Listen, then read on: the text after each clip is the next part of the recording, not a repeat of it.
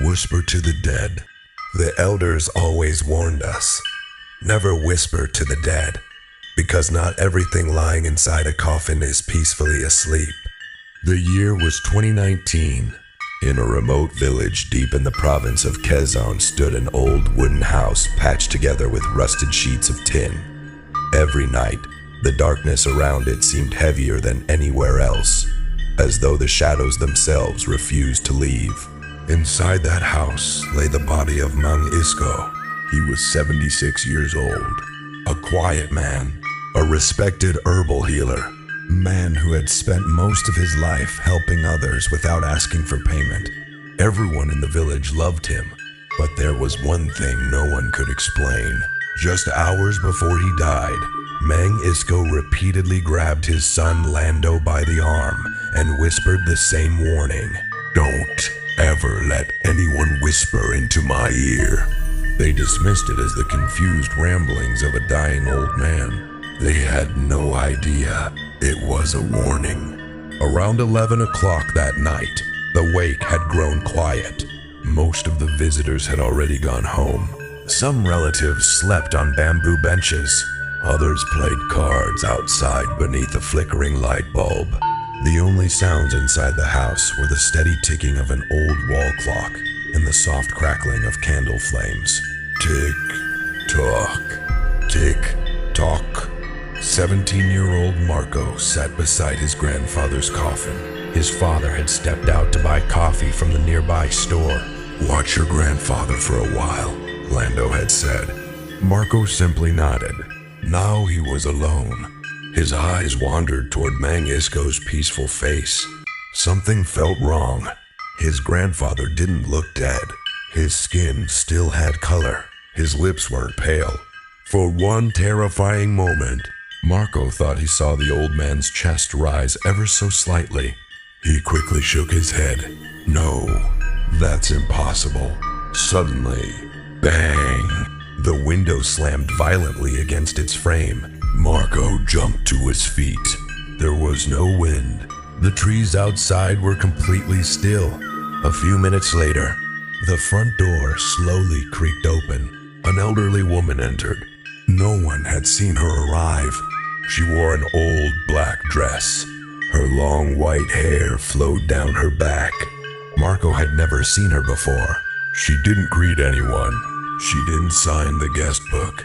She walked straight toward the coffin. Marco assumed she was going to pray. Instead, she leaned close to Mang Isko's ear, very close. Then she whispered. Her voice was so soft that Marco couldn't understand a single word. It wasn't even clear if she was speaking a real language. It sounded ancient, strange, almost inhuman. When she finished, the old woman smiled. Then she quietly walked toward the door. "Ma'am?" Marco called after her. "You forgot to sign the guest book." She never looked back. She simply walked outside. Marco hurried after her, but the moment he stepped onto the porch, she was gone. There were no footsteps, no figure walking down the road. It was as if she had disappeared into thin air. Uneasy, Marco returned inside. The moment he looked at the coffin, his blood ran cold. His grandfather's head had moved. Moments ago it had been facing the ceiling. Now it was slightly turned, facing him. Marco swallowed hard. His hands trembled as he reached inside the coffin. Low. He gently adjusted the old man's head back into place. The instant his fingers touched the cold skin, a faint voice whispered, "Thank you." Marco stumbled backward. His heart nearly stopped. He stared at the body. Nothing moved. Nothing changed. Had he imagined it? Or had the whisper come from inside the coffin? Minutes later, Lando returned. He immediately noticed Marco's pale face. What happened? Marco could barely speak. "Dad, I think someone answered her." Lando frowned. "What are you talking about?" "The woman," she whispered into Grandpa's ear. His father sighed. You're just tired. But Marco knew what he had heard. Shortly after midnight, another visitor arrived. An elderly priest. No one had invited him. No one even recognized him. He entered the house slowly, carrying an old Bible. His eyes immediately settled on the coffin. Then he looked at Lando, who whispered. The room fell silent. Lando frowned. What do you mean? The priest repeated himself. Who? The whispered. To the dead. Marco slowly raised his hand. There was an old woman. The priest's face turned pale. You let her? I didn't know. The priest closed his eyes. We're too late. Everyone stared at him. One of the relatives laughed nervously. Father, this isn't some horror movie. The priest didn't smile. Instead, he walked toward the coffin and opened his Bible. There is an old belief, he said quietly. If someone whispers into the ear of the dead before burial, the soul of the deceased isn't always the one that answers. A heavy silence filled the room. No one dared to speak. The priest began praying. His voice echoed through the house. As he recited the prayer, one candle suddenly went out, then another, until every candle in the room had been extinguished. Not by the wind. There wasn't any. The house was swallowed by darkness. Then, knock. A soft knock echoed through the room. Knock, knock, knock. Everyone froze. It wasn't coming from the front door. It wasn't coming from the windows. It was coming from inside the coffin. 3 slow knocks. Silence followed. Marco stepped forward with trembling legs. He leaned closer. He pressed his ear against the wooden lid. Nothing. He sighed in relief. Then, a whisper came from inside. Marco! He screamed and stumbled backward. Did you hear that? Before anyone could answer, boom! The coffin lid slammed upward from the inside. Once, twice, 3 times, as though something trapped within was desperately trying to get out. People screamed. Some fled the house. Others collapsed in terror. The priest shouted at the top of his lungs, "Do not open the coffin." But one elderly relative ignored him.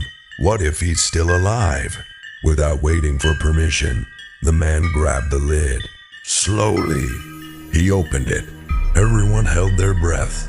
Mangisco was still lying inside, motionless, cold, dead. A wave of relief swept through the room until Marco noticed something. His grandfather's eyes were open. They were staring directly at him, and across the old man's face spread a smile. A smile Marco had never seen in his grandfather's lifetime. Then, Mangisco blinked. The moment Mangisco blinked, the entire house erupted into chaos. Women screamed. Children cried. Several men stumbled backward, knocking over chairs and candles as they scrambled toward the door. Get a doctor. He's alive. Open the windows. Everyone began shouting over one another, but the elderly priest never moved. He remained standing beside the coffin, his eyes fixed on Mangisco's face. After a long, unsettling silence, he slowly shook his head. No. His voice was barely above a whisper. That wasn't him. The room fell silent. Lando stared at the priest in confusion. What do you mean? The priest looked at him with sorrow. Mangisco is still dead. One of the men stepped forward, refusing to believe it. He placed 2 trembling fingers against the old man's neck. Nothing.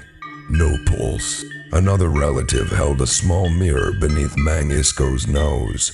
Not even the faintest trace of fog appeared on the glass. There was no breath, no heartbeat, no warmth. He was still a corpse. Yet, his eyes remained open, watching, waiting. as though someone else had awakened inside his lifeless body. Slowly, the men closed Mang Isko's eyes and lowered the coffin lid once again. No one dared to speak. The silence inside the house felt heavier than before. Marco stood frozen beside the coffin. Something caught his attention. A smear of wet mud stained the white fabric lining the inside of the coffin. He frowned. That hadn't been there earlier. He leaned closer. There, pressed into the damp mud, were tiny footprints. Not the footprints of an adult, not even those of a teenager. They looked like the bare footprints of a small child. Marco's heart pounded. He followed the trail with his eyes. Every footprint pointed in the same direction, out of the coffin, not into it. His blood turned cold. "Father," Marco whispered. The priest walked over. Marco pointed at the muddy prints. The old priest stared for several seconds. Then he quietly made the sign of the cross.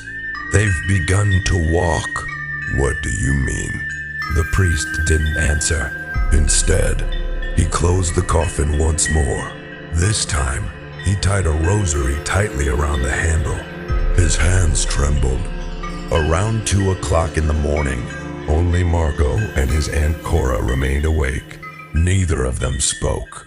The silence itself felt dangerous. Then, "Marco, was that you?" She shook her head immediately. "I didn't say anything." The whisper came again, softer, closer. "Marco." This time, it seemed to come from the kitchen. "Don't go." Aunt Cora's voice cracked with fear. Step by careful step, Marco walked toward the kitchen. Every shadow seemed alive. When he reached the doorway, the kitchen was empty. No one, nothing. Only the back door, standing wide open. A cold wind drifted inside, carrying the unmistakable smell of freshly turned earth. Marco slowly stepped outside. His flashlight swept across the yard. For several seconds, nothing. Then, something moved. A small figure darted behind a banana tree. Marco raised the flashlight. A child stood there, wearing a simple white shirt, barefoot. Its back faced him. "Hello?" Marco called. The child remained perfectly still. Then, in a tiny voice, it spoke. "Come here." Marco swallowed hard. "Who are you?" "My grandfather is waiting." A chill raced down Marco's spine. "My grandfather." The child nodded without turning around. "He's lonely. He wants to hear your whisper." Marco took one cautious step closer. "Turn around." Slowly, very slowly, the child obeyed. Marco nearly dropped the flashlight. The child had no face, no eyes, no nose, no mouth. Only smooth, pale skin stretched across its head. Yet somehow, its voice continued. "Come with me. We're all waiting." Marco stumbled backward in terror. The flashlight slipped from his hands. It hit the ground. The light flickered. For only a second. When he picked it up again, the child was gone. Only tiny muddy footprints remained in the grass, leading toward the cemetery. The sun rose beneath a blanket of gray clouds. Not a single ray of light touched the village. Even the birds were strangely silent. It was the day of Mang Isko's funeral, yet no one spoke above a whisper. The events of the previous night had spread throughout the village. Some dismissed them as fear and exhaustion. Others quietly packed their belongings, intending to leave before sunset. Only the elderly priest remained firm. "We must bury him before nightfall," he warned. "No matter what happens, do not reopen the coffin." Just before noon, the funeral vehicle arrived. 4 men stepped forward to carry the coffin. As they lifted it, all 4 suddenly staggered. "It's heavier. It doesn't make sense." Mang Isko had been a thin old man, but the coffin now felt as though it held something far larger than a human body. Even with 6 men carrying it, they struggled to move. Every step seemed to sink deeper into the earth. Then, a loud crack echoed through the yard. One of the wooden handles snapped. The coffin dropped several inches before the men caught it. For a brief moment, Marco thought he heard someone laughing from inside. Not loudly, just a faint, childlike giggle. When he looked around, no one else seemed to have heard it. The funeral procession began. Villagers walked slowly behind the hearse, praying softly. The old priest led the procession, clutching his Bible tightly. Marco walked near the front. He couldn't shake the feeling that someone was following them. Every few steps, he glanced behind him. There was no one. Only the mourners. Only the road. Only the endless silence. Halfway to the cemetery, the procession came to an abrupt stop. The hearse had stalled. The driver tried the engine again. Nothing. Again. Still nothing. The engine had completely died. The driver climbed out, confused. It was running perfectly this morning. As several men inspected the vehicle, Marco noticed something that made his stomach tighten. Fresh mud covered all 4 tires, dark, wet, as if the hearse had been driven through a swamp. But the road had been dry all morning. Without warning, a cold wind swept across the cemetery road. The candles carried by the mourners flickered violently. One by one, every flame went out. At that exact moment, Marco saw her, the old woman in black. She stood among the weathered gravestones, watching, smiling. No one else seemed to notice her. She slowly raised one finger and placed it over her lips. Shh. Then she leaned toward empty air, as though another invisible coffin stood beside her. And once again, she whispered. Marco couldn't hear the words, but the instant she finished, the church bell rang. Once, twice, 3 times. No one had pulled the rope. The hearse suddenly started by itself. The engine roared to life.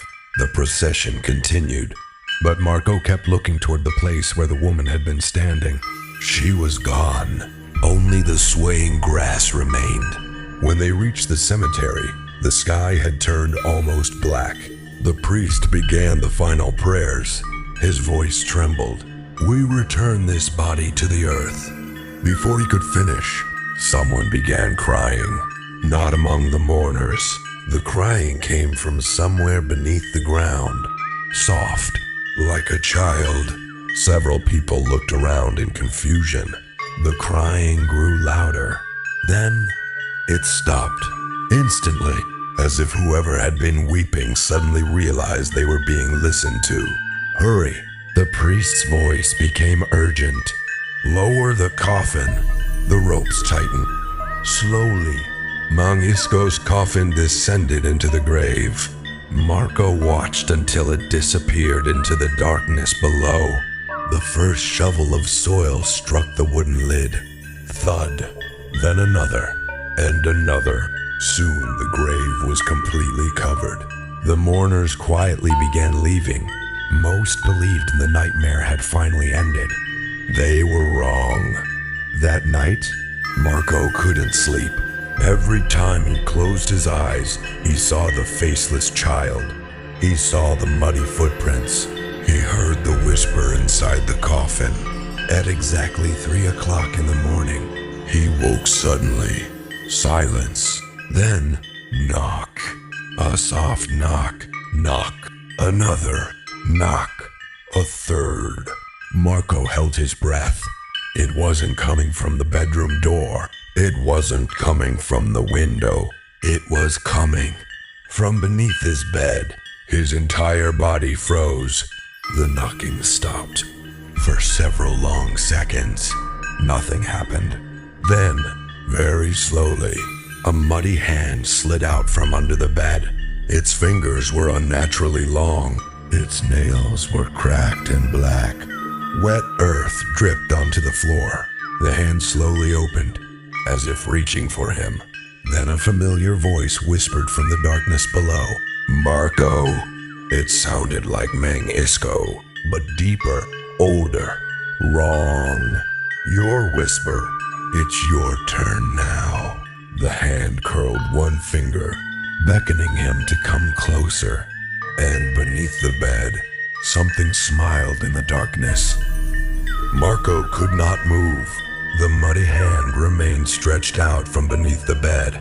Its fingers twitched slowly, scraping across the wooden floor. The room grew colder with every passing second. His breath turned white in the darkness. Then the voice came again. "Marco, come closer. It won't hurt." The voice sounded almost gentle, almost comforting, almost like his grandfather. But Marco remembered what the priest had said. The soul of the deceased isn't always the one that answers. With every ounce of courage he had left, Marco grabbed the wooden crucifix hanging above his bed and held it tightly in front of him. The moment the cross faced the hand, a piercing shriek exploded beneath the bed. It wasn't human. It sounded like dozens of voices screaming at once. The muddy hand jerked backward with unnatural speed. It vanished into the darkness beneath the bed. Then, silence. Marco stayed awake until sunrise. He never looked beneath the bed. As dawn broke, he ran straight to the old chapel at the edge of the village. The elderly priest was already there. He seemed neither surprised nor relieved to see Marco. Instead, he quietly asked, "It spoke to you, didn't it?" Marco nodded. "It called my name. It wanted me to come closer." The priest lowered his head. "Then the curse has chosen you." Without another word, the priest led Marco into a small storage room behind the chapel. Dust covered everything. Ancient wooden shelves lined the walls. Old crucifixes, broken statues, faded religious paintings. And in the center of the room stood a heavy wooden chest secured by rusted iron chains. The priest slowly unlocked it. Inside lay a weathered leather journal. Its pages had turned yellow with age. "This book," the priest said softly, "has been passed from one guardian to another for more than 100 years. It records every known case. Someone whispering to the dead." Marco carefully opened the first page. Written in faded ink was a date, 1898. Beneath it appeared a short sentence. "Someone whispered to my wife's body before she was buried. 3 nights later, she came home." Marco looked up. "She survived?" The priest closed his eyes. "No. Something else came home wearing her face." Marco turned another page. 1916. A grieving father whispered into the ear of his dead daughter, begging her to forgive him. On the 4th night, neighbors reported hearing laughter coming from the family grave. The father disappeared before sunrise. His body was never found. Another page. 1932. A wealthy merchant confessed his greatest secret to his dead brother. By morning, every mirror inside his house reflected a different face. The merchant was discovered sitting in a chair, alive, breathing, but unable to speak. When doctors finally forced open his mouth, it was filled with wet black soil. Marco's hands trembled as he continued reading. Every case ended the same way. Someone whispered. Something answered. Then people disappeared or returned, changed forever. "Who are they?" Marco whispered. The priest remained silent for a long moment. Finally, he answered. "Long before this village existed, the old tribe spoke of creatures that lived beneath the earth. They had no names, no bodies, no faces. They could not speak, so they listened. They waited for sorrow. They waited for guilt. They waited for secrets. and every whispered confession became an invitation. Marco felt a chill crawl up his spine. They're not ghosts. The priest slowly shook his head. No, they were never human. They borrow the voices of the dead, because people trust familiar voices. Before Marco could ask another question, the chapel bell rang violently. Once, twice, 3 times. No one had touched the rope. The priest's face turned pale. It has found another one. They rushed outside. A crowd had already gathered near the village square. Someone was crying. Someone else was praying. Marco pushed through the crowd. His heart nearly stopped. Lying on the ground was the old woman in black, the same mysterious woman who had whispered into Mang Isco's ear. She was dead. Her eyes were wide open, frozen in terror. Her mouth hung unnaturally wide, far wider than any human jaw should allow. Dark mud spilled from her lips. Mixed within it were dozens of tiny teeth. Not hers. They looked like the teeth of children. No one dared touch the body. The villagers backed away in horror. Only the priest stepped forward. He looked into the woman's open mouth, then quietly whispered, "It abandoned her." Marco frowned. What abandoned her? The priest slowly turned toward him. The thing that whispered back. News of the old woman's death spread through the village before sunset. No one claimed to know who she was. No one remembered seeing her arrive. No one knew where she had come from. Yet every person at Mang Isco's wake swore they had seen her. It was as if she had appeared for only one purpose: to whisper, and then disappear forever. That night, no one in the village slept peacefully. Shortly after midnight, strange reports began spreading from house to house. Children woke crying, insisting someone had been calling their names from outside. Mothers heard the voices of dead parents asking to be let inside. Old men claimed they could hear quiet conversations beneath the floorboards. Some villagers even swore they heard people digging beneath their homes. But whenever they looked, there was nothing. Only silence. Only darkness. Only the smell of wet earth.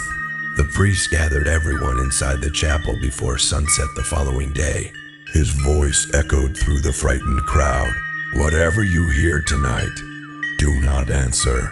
If someone calls your name, remain silent.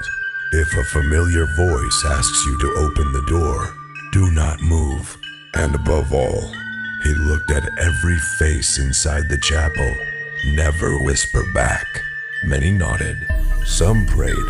Others believed fear had driven everyone into hysteria. By nightfall, the village had become unnaturally quiet. Even the wind seemed afraid to pass through the trees. Marco sat alone inside his room. The crucifix remained clutched tightly in his hand. His bedroom window was locked. The curtains were closed. Still, he couldn't shake the feeling that someone was standing outside, watching, waiting, listening. Then, a soft voice drifted through the darkness. Marco. His heartbeat quickened. It sounded exactly like his grandfather. Warm, gentle. The same voice that had told him stories when he was a child. Marco, I've come home. Marco squeezed his eyes shut. He refused to answer. The voice came again. I just want to see you. You don't have to be afraid. Silence. Then, 3 slow taps against the window. Tap, tap, tap. Marco couldn't stop himself. Very slowly, he turned toward the curtain. His trembling hand reached out. He pulled the fabric aside just enough to look outside. The world seemed frozen. Standing beneath the old mango tree was Mang Isco. He wore the same white burial clothes. His skin was pale gray. Mud covered his bare feet. His head hung low. For several seconds, He didn't move. Then, he slowly lifted his face. Marco gasped. His grandfather's eyes were completely black. No whites. No pupils. Only endless darkness. Then he smiled. It wasn't Mengisko's smile. It stretched far too wide, as if the skin itself had been pulled apart. Slowly, he raised one finger to his lips. Shh. His lips never moved. Yet Marco heard the whisper clearly inside his head. Don't tell them. I'm not the only one who came back. Something moved behind him. At first, Marco thought it was only the swaying branches. Then another figure stepped into view. Then another. Then another. Men, women, children, all wearing old burial clothes stained with mud. Some carried broken rosaries. Some still wore funeral veils. Others held wilted flowers. Every one of them stood perfectly still. Every one of them stared directly at Marco. And every one of them had the same empty black eyes. They slowly raised their heads together. Then, in one impossible voice, they whispered, "We've been waiting." Marco stumbled backward. The curtain slipped from his hand. He fell onto the floor. When he looked back toward the window, the yard was empty. No figures, no footprints. Only the old mango tree swaying gently. He almost convinced himself it had all been a nightmare, until he noticed something. Outside the window, fresh muddy footprints led from the garden, straight to the wall beneath his bedroom, as though someone had stood there for hours, listening. The next morning, Marco showed the priest the footprints. The old man knelt beside them. He touched the mud, then rubbed it between his fingers. "This isn't ordinary soil." "What do you mean?" "It came from beneath the old cemetery." Marco felt the color drain from his face. "The old cemetery." The priest nodded. "There is a place beyond the village, a forgotten burial ground. It existed long before our church, long before this village." Marco remembered the faceless child, the whispers, the muddy hand, the black-eyed figure outside his window. They're all coming from there. The priest looked toward the distant forest. His expression grew heavy. "No, they're gathering there. And if we don't find the source..." He tightened his grip on the cross hanging around his neck. "The entire village will soon be whispering to the dead." At that very moment, a church bell rang in the distance. Not once, not twice, but continuously. Its desperate toll echoed across the silent village.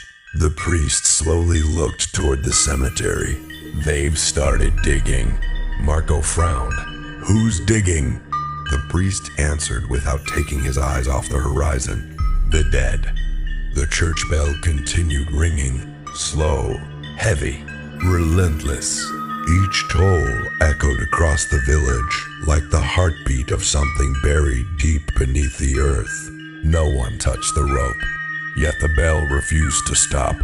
The villagers gathered outside the chapel, their faces pale with fear. Some wanted to flee before nightfall. Others insisted on staying with their families.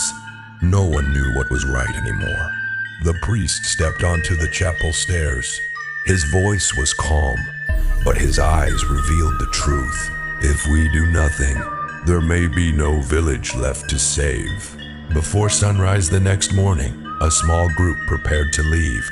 Marco, the elderly priest, Mang Nestor, the village gravedigger, and Aling Sabel, the oldest woman in the village. She carried a small woven pouch around her neck. Inside were dried herbs, salt, and a faded wooden rosary that had belonged to her grandmother. "My grandmother warned me about this place," she said quietly. "She told me that some graves were never meant to be found." The journey into the forest was slow. The farther they walked, the quieter the world became. Birdsong disappeared. The buzzing of insects faded. Even the wind seemed unwilling to enter the ancient woods. Towering beled trees rose around them like silent giants. Their roots twisted across the ground like enormous serpents. Every few minutes, Marco felt as though someone was walking just behind him. Whenever he turned, nothing, only shadows between the trees. After nearly an hour, the priest suddenly stopped. He raised one hand. No one speaks beyond this point. Everyone looked at him. No matter what you hear, do not answer. If someone calls your name, keep walking. If you hear the voice of someone you love, do not turn around. Aling Sabel quietly made the sign of the cross. Mang Nestor tightened his grip on the shovel resting across his shoulder. Without another word, they continued deeper into the forest. Several minutes later, Marco heard it. His mother's voice, soft, gentle, exactly as he remembered it. "Marco, my son, help me." His feet froze. His mother was hundreds of kilometers away. She couldn't possibly be here. The voice came again, closer this time. "I've been looking for you." Marco's heart pounded. He almost turned around. A firm hand grabbed his shoulder. The priest. Without speaking, the old man slowly shook his head. Marco clenched his fists and forced himself to keep walking. The voice followed them for several more minutes. Then, it vanished. The forest suddenly opened into a wide clearing. Everyone stopped. Before them stood an ancient stone gate, almost completely hidden beneath thick vines and moss. Its pillars were cracked with age. Strange symbols covered every surface, symbols unlike anything Marco had ever seen. In the center of the archway, someone had carved words in an ancient form of Filipino. The priest brushed away the moss. The faded warning became visible. "Let those who enter remain silent." A cold breeze drifted through the gate. It carried the unmistakable smell of wet earth and something older, something that smelled like forgotten graves. They stepped through the gate. Instantly, the temperature dropped. Marco felt goosebumps spread across his arms. The air itself seemed heavier, harder to breathe. Ahead of them stretched an enormous cemetery. Unlike any cemetery Marco had ever seen, there were no crosses, no names, no marble headstones. Only thousands of small earthen mounds stretching into the mist, row after endless row, as though an entire civilization had been buried here and deliberately erased from history. Marco whispered before he could stop himself. "How many people?" Aling Sabel answered quietly. They weren't all people. The words lingered in the air. No one asked what she meant. Perhaps no one truly wanted to know. As they walked among the nameless graves, Mang Nestor suddenly halted. He pointed toward a mound of freshly turned soil. This one, it wasn't here before. The earth looked damp, loose, as though someone had dug it only hours earlier. Mang Nestor slowly drove the tip of his shovel into the ground. Once, twice, 3 times. On the 4th strike, clang. Metal? No. Stone. Together they cleared away the soil. A massive circular stone slowly emerged. Its surface was covered with hundreds of carved names. Every single one had been violently scratched away. Only one word remained untouched in the center. The listener. The priest's face turned as white as ash. He immediately knelt before the stone and began praying. His voice echoed across the empty cemetery. For a few moments, nothing happened. Then, a child laughed. Softly, somewhere nearby. Marco spun around. No one was there. Another laugh answered, then another. Soon dozens of children seemed to be laughing beneath the ground. The laughter spread across the cemetery like ripples across water. Suddenly, the earth began to tremble. One grave shook, then another, then hundreds. Tiny cracks spread across the soil. Marco stared in horror. Something was pushing upward from below. The first muddy hand burst through the ground. Then another, then another. All around them, hands clawed through the earth, grasping, searching, trying to pull themselves into the world of the living. The priest's prayer grew louder. Magnester backed away, clutching his shovel. Aling Sabel whispered a desperate prayer under her breath, and Marco realized the graves weren't opening because something wanted to escape. They were opening because something had heard them arrive. The ground split apart, not with the deafening roar of an earthquake, but with a slow, sickening sound. Crack, crack, crack. The earth seemed to breathe. Every grave in the clearing trembled as loose soil rolled down the mounds. Then, the first body emerged. A pale hand reached through the dirt.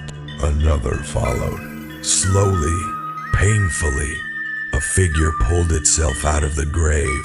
Its clothes had long since rotted away. Its skin clung tightly to its bones.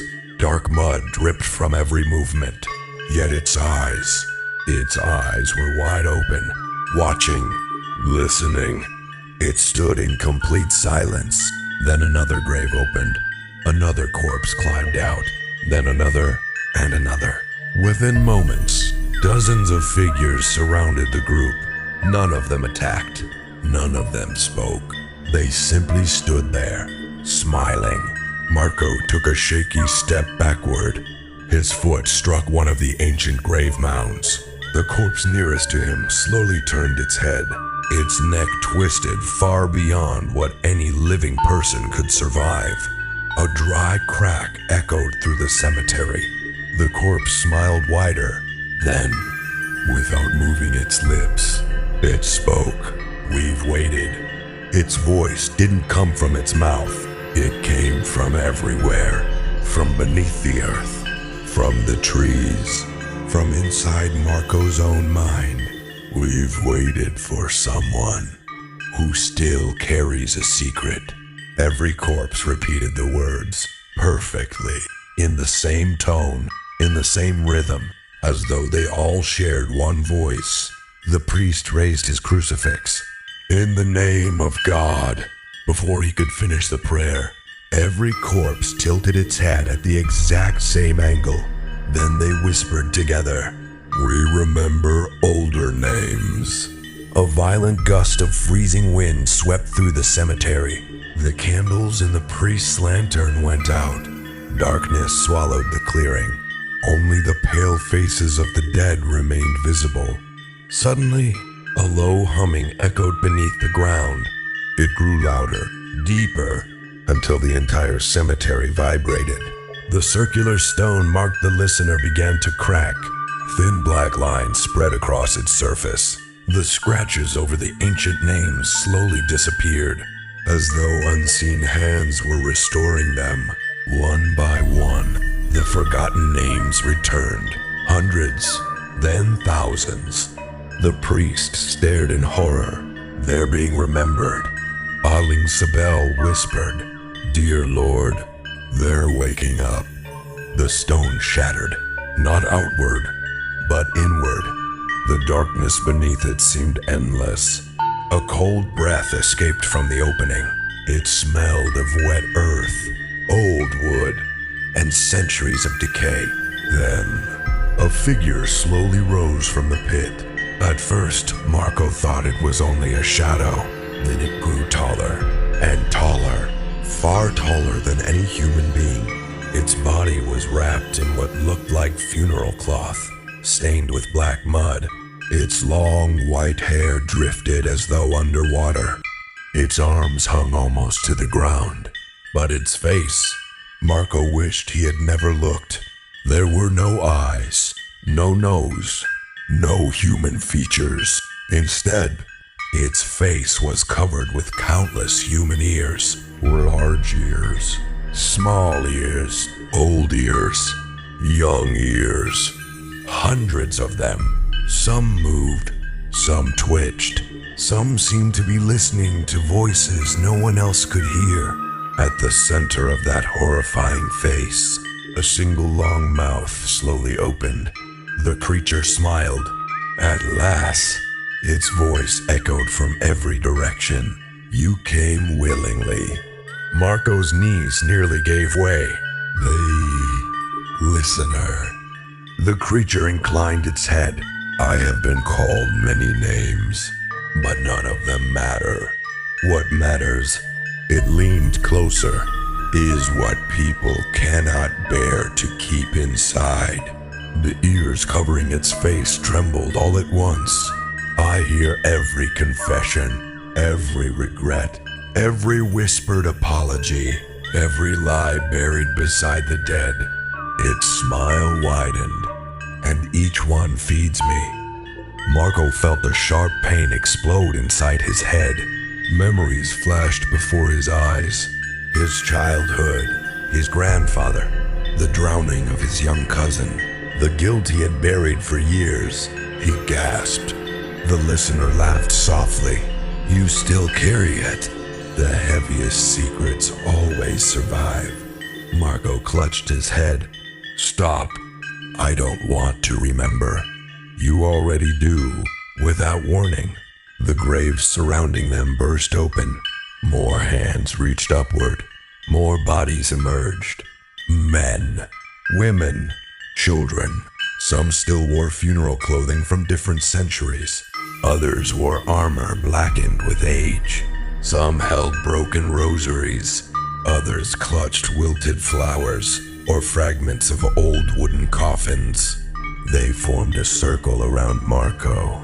Not the priest, not Mang Nestor, not Aling Sabel, only Marco. The listener slowly lifted one impossibly long finger. It pointed directly at him. You were always coming back. Marco stared in confusion. What are you talking about? The creature answered in a voice that sounded almost gentle. You just haven't remembered. Who buried you? At that instant, the ground beneath Marco's feet collapsed. He plunged into darkness. The last thing he saw before disappearing beneath the earth was the listener smiling, and above it, every corpse in the cemetery whispered the same chilling words. The dead never asked for your secrets. We did.